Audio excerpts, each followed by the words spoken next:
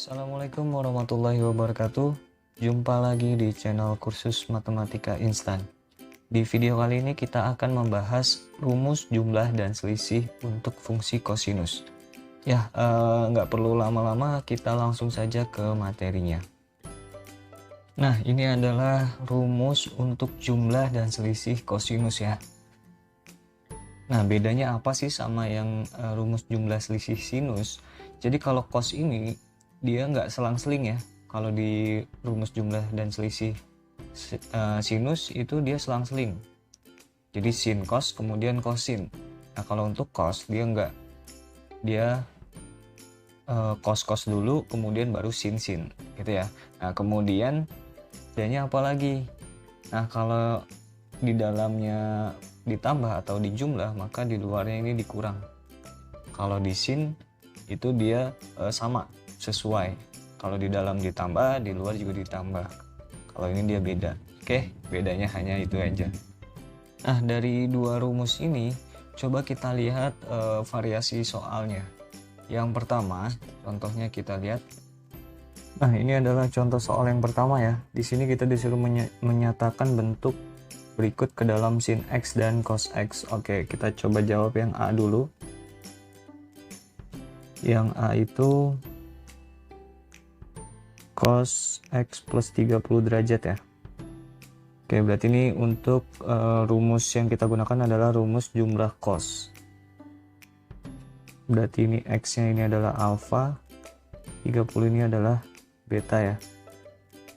Sesuai dengan rumus jumlah cos, maka kita dapatkan cos alfa berarti cos X dikali cos 30. Kemudian dikurang sin alfa yaitu X dikali sin beta. Sin betanya adalah 30 derajat. Oke, cos X tetap cos X, kemudian cos 30. Cos 30 itu adalah setengah akar 3 ya. Kemudian dikurang sin X dikali sin 30 itu adalah setengah. Oke, sama-sama punya setengah. Setengahnya bisa kita keluarkan. Sisanya adalah akar 3 kali cos X. Kemudian dikurang sin X. Jadi setengahnya kita keluarkan. Nah, ini adalah hasilnya. Nah, bagaimana dengan yang B? Oh, yang B ini maksudnya ini ya. Cos 45 derajat dikurangi X. Oke, kita coba jawab ya. Berarti ini kita menggunakan rumus selisih, di mana 45 ini adalah alfa dan X ini adalah betanya. Sesuai dengan rumus selisih, maka kita dapatkan cos alfa yaitu cos 45 derajat, kemudian dikali cos X, kemudian ditambah sin 45 derajat dikali sin X. Cos 45 itu adalah setengah akar 2 kali cos X ditambah setengah akar 2 kali setengah akar 2 kali sin X. Nah, setengah akar 2 bisa kita keluarkan. Berarti sisanya adalah cos X ditambah dengan sin X. Nah, ini adalah variasi soal yang pertama ya. Kita lanjut ke variasi soal yang kedua. Oh, tapi sebelum kita lanjut, ini ada kesalahan ya. Harusnya setengah akar 2. Nah, seperti ini. Oke, kita lanjut ke contoh berikutnya. Nah, ini adalah variasi soal yang kedua. Kita disuruh menentukan nilai dari cos 75, kemudian cos 15, kemudian cos 25 dikali cos 20 dikurangi sin 25 dikali sin 20. Oke, kita coba jawab yang pertama dulu. Yang pertama itu yang ditanyakan adalah nilai dari cos 75 derajat.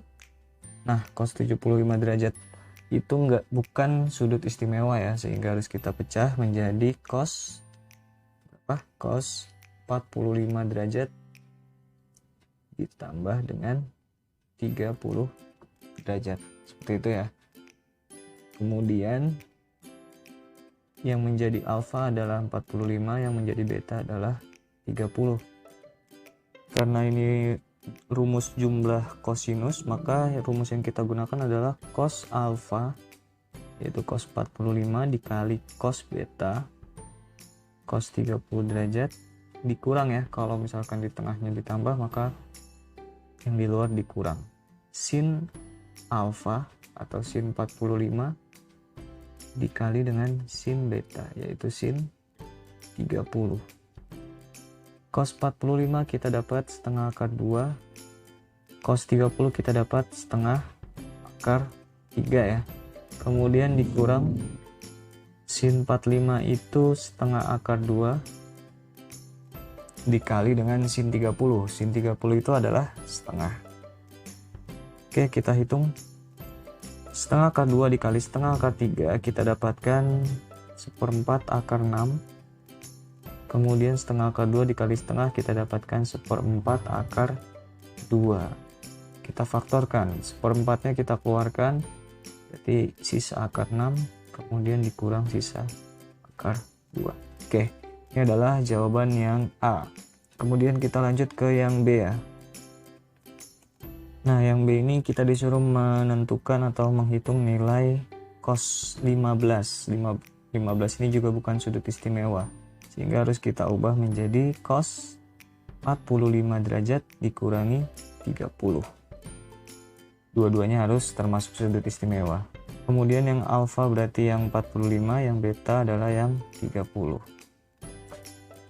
Oke, ini hasilnya berarti menggunakan rumus selisih ya, selisih kosinus, berarti jadinya cos 45 dikali cos 30.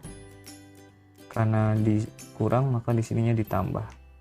Tambah sin 45 dikali sin 30 derajat.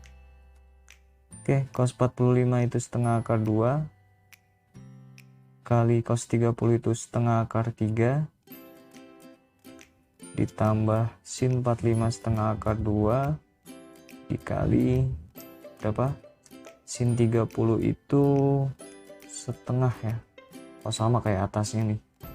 Ya udah, berarti nanti ujung-ujungnya gini.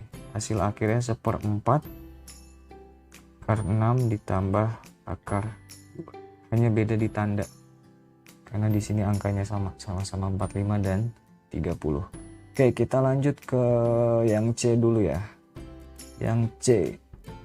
Ya, yang C ini kita disuruh menghitung nilai dari cos 25 kali cos 20 dikurangi sin 25 dikali sin 20.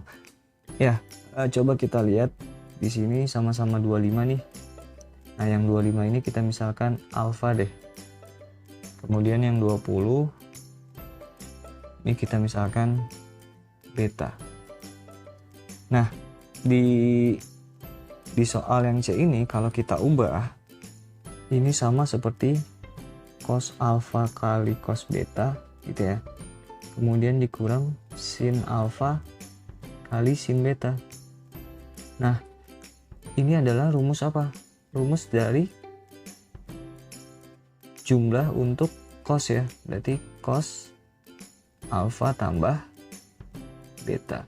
Nah, alfanya tadi adalah 25, berarti cos 25 derajat ditambah dengan 20 derajat. Sehingga hasilnya adalah cos 45 derajat. Cos 45 derajat itu adalah setengah akar 2. Ya, cukup mudah ya. Ya, kita lanjut ke variasi soal yang ketiga. Nah, ini adalah variasi soal yang ketiga. Hampir sama sih sama soal atau variasi soal yang berada di rumus jumlah dan selisih untuk fungsi sinus ya. Karena ini ya setipe. Nah, di sini bedanya hanya cos. Oke, kita coba jawab yang A dulu ya. Di sini kita disuruh menentukan nilai cos alfa plus B dan cos alfa min beta jika yang pertama itu sin alfa itu sama dengan 3/5. Ingat ya, sin itu apa sih? Sin itu adalah depan per miring. berarti depannya 3, miringnya 5. Ya, misalkan ada segitiga siku-siku seperti ini, kemudian alfanya di sini, maka sisi depannya adalah 3, kemudian miringnya adalah 5 gitu ya. Sehingga sisi sampingnya adalah 4 ya. Kita menggunakan triple Pythagoras. Oke, kalau udah dapat kalau sudah membuat gambar segitiga ini, kita harus mendapatkan nilai dari cos alfa. Atau cos alfanya di sampingnya saja. Cos alfa itu apa? Samping per miring. Sampingnya adalah 4, miringnya adalah 5. Oke, kemudian yang berikutnya adalah cos beta sama dengan 5 per 13. Kita buat segitiganya dulu. Oke, ini adalah segitiganya. Kemudian cos itu samping per miring, berarti sampingnya 5, miringnya adalah 13. Untuk mencari sisi tegaknya kita menggunakan Pythagoras. Nah, setelah dicari menggunakan Pythagoras nih, kita akan mendapatkan sisi depannya itu yaitu 12. Ukurannya adalah 12. Kemudian langkah selanjutnya kita tentukan nilai sin beta ya. Karena yang di sini yang diketahui baru cos beta, maka kita harus mencari sin betanya. Sin betanya apa? Sin itu apa? Depan per miring, berarti 12 per 13. Nah, karena alfa dan betanya lancip, ini kan lancip ya, alfa dan betanya itu lancip, maka dia berada di kuadran pertama nih. Karena di kuadran pertama, maka semuanya positif, baik sin ataupun cos. Oke, kemudian kita ke pertanyaannya. Pertanyaannya adalah yang pertama itu adalah cos alfa tambah beta. Cos alfa tambah beta itu tadi rumusnya adalah cos alfa kali cos beta kurang sin alfa kali sin beta. Oke, cos alfanya tadi kita dapat 4 per 5 dikali cos betanya yaitu 5 per 13, kemudian dikurang sin alfanya itu 3 per 5 dikali sin betanya adalah 12 per 13 ya. 4 kali 5 berarti dapat 20, kemudian 5 kali 13 kita dapat 65 ya. 65 dikurang 3 kali 12 yaitu 36 per 60. Jadi hasilnya adalah 20 dikurangi 36 yaitu 16 per 65. Oke, selesai ya. Ini baru pertanyaan yang pertama. Nah, pertanyaan yang kedua adalah cos alfa dikurangi beta. Ya, ini hampir sama, hanya beda tandanya saja ya. Cos alfa kali cos beta ditambah sin alfa kali sin beta gitu ya. Tadi cos alfa kita dapatkan 4 per 5, kemudian dikali cos beta. Coba kita cek lagi. Cos beta tadi mana? Cos beta yaitu 5 per 13. 5 per 13 ditambah sin alfa 3 per 5 dikali sin beta yaitu 12 per 5. Oke, hasilnya sama ya, 20 per 65 ditambah 36 per 65. Jadi hasil akhirnya adalah 56 per 65. Oke, selesai ya. Ini adalah, bukan yang B, sorry. Ini pertanyaan yang kedua tadi. Nah, kemudian kita akan membahas yang B. Oke, ini yang B ya.